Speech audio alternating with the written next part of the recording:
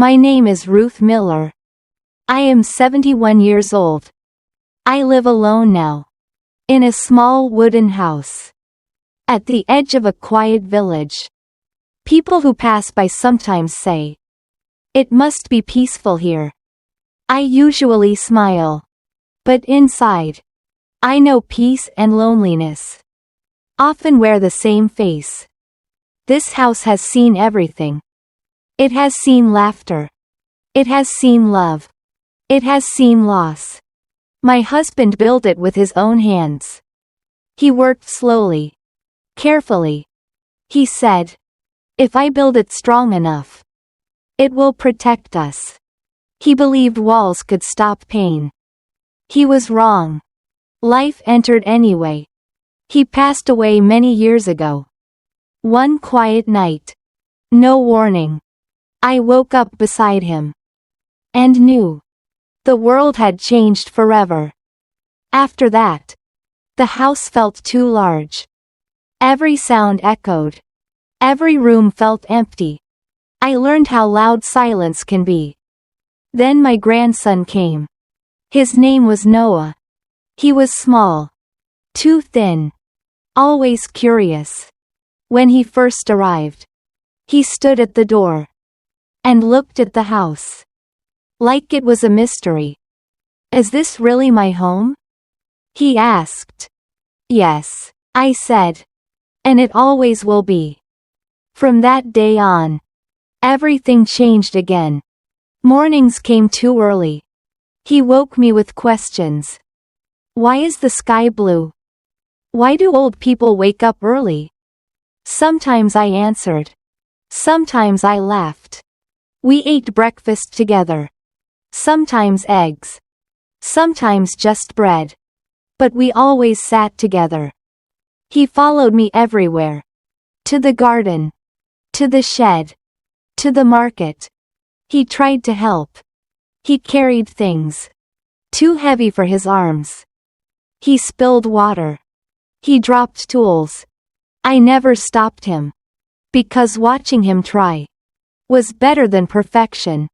At night, he sat close to me, his head on my shoulder. He told me about his dreams. He wanted to be strong. He wanted to protect people. Sometimes he said, "I will protect you, Grandma." I smiled and held his hand. I thought I had time. I thought life had already taken enough from me. Then winter came. Cold. Sharp. Noah started coughing. At first, we laughed about it. "It's just the cold," I said. Then the fever came. Then the nights without sleep. I stayed awake. I held his hand.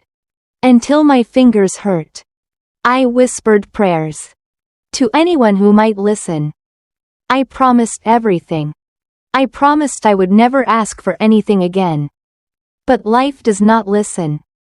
One morning, his breathing stopped. The sun still rose. The birds still sang. The world moved on. But I did not. After that day, time lost meaning. Morning felt the same as night. I cooked meals for two. I set 2 plates. Then I stared at the empty chair. Until the food went cold. I did not scream. I did not break things. I broke quietly. The garden died slowly. The house became colder.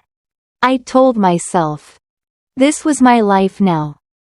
Then one morning, I saw someone walking toward my house. A young man.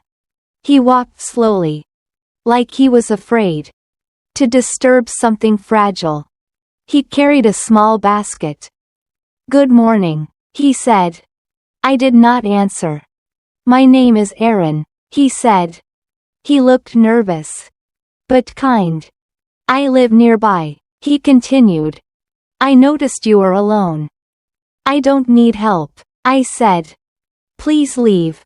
He nodded. "You remind me of my grandmother," he said softly.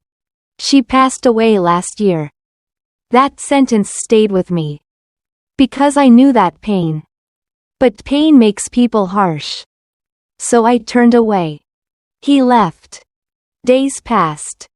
Then things started changing. Firewood appeared by the door. The broken gate was fixed. The animals were fed. No one knocked. No one asked for thanks.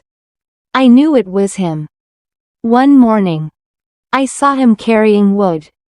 "Do not call me grandmother," I said. "I am not your family." His shoulders dropped. "I'm sorry," he said. "I only wanted to help." That night, I could not sleep. His face stayed in my thoughts. He reminded me of Noah. And that scared me. Because loving again meant losing again. The next day, he did not come. Neither did the next. The silence returned. Heavier than before. Then I found a letter. His handwriting was careful. He wrote that he wanted nothing.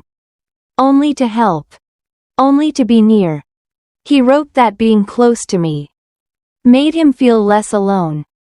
Tears fell onto the paper. I realized something painful. Grief had turned into a wall. And I was hiding behind it. I went looking for him. I walked to the woods. I called his name. "Aaron." He turned. "I'm sorry," I said. "I didn't see your heart." He smiled. "Loneliness makes people afraid," he said. From that day on, we were no longer strangers. He came every morning. We worked together. We talked about life. About loss. About the people we missed. Sometimes we said nothing at all. And that silence felt warm. The house felt alive again. Not because the past returned, but because the future felt possible. He was not my grandson. But he became my family. And I learned something important. Love does not disappear. It waits. Quietly. Until we are brave enough to open the door again.